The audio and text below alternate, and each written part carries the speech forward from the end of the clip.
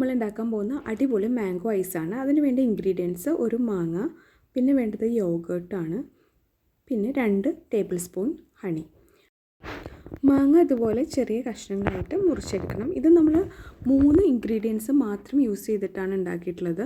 മാങ്ങയും തൈരും ഹണി മാത്രമാണ് ഇതിന് വേണ്ടത്. ഇത് നമുക്ക് ഹണി ഉപയോഗിക്കുന്നതിന് പകരം പഞ്ചസാര വേണമെങ്കിലും ചേർക്കാം. ഇവിടെ 2 സ്പൂൺ തേനാണ് നമ്മൾ യൂസ് ചെയ്തിട്ടുള്ളത്. ഇനി എല്ലാ ഇൻഗ്രീഡിയൻസും നന്നായിട്ട് അരച്ചെടുക്കണം. നല്ല സ്മൂത്ത് പേസ്റ്റ് ആവുന്ന വരെ നമ്മളിത് അരച്ച് എടുക്കേണ്ടതാണ്.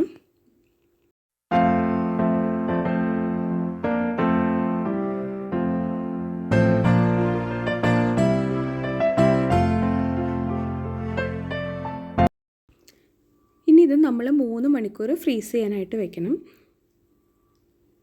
ഇപ്പോൾ 3 മണിക്കൂർ ആയിട്ടുണ്ട്. ഇതുപോലെ ഐസ് റെഡിയായിട്ട് കിട്ടിയിട്ടുണ്ട്. എല്ലാവരും ഈ റെസിപ്പി ഒന്ന് ട്രൈ ചെയ്ത് നോക്കണം. കുട്ടികൾക്കൊക്കെ വളരെ ഇഷ്ടപ്പെടും.